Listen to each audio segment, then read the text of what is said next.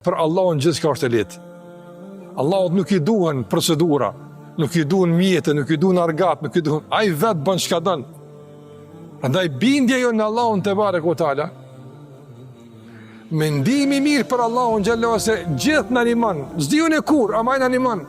Bindja mirë për Allah se Allahu na përkra, është e duhra që të ndihmon me adon situata ndryshme. Ndërsa njerëz më zhgënjin Zotin xhallahu ala, vallahu luta, po Allahu s'më përgjigj, ç'a më lut mo, nuk është ky reagim besimtarit. Besimtari nuk është i nxituar, nuk është ai që fatkeqësisht për shkak të rrethana caktuara ndërton mendim të gabuar për Zotin e tij.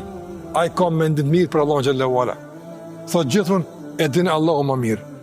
E din Allahu më mirë kur vjen zgjidhja. Allah e din më mirë kur bën zgjidhje. Allah e din më mirë pse më ka sforuar. Ai e din më mirë.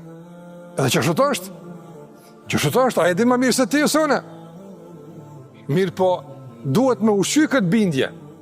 Këtë bindje duhet me ushqy, duhet me rujt që tjetë funksionale në situatat të ndryshme.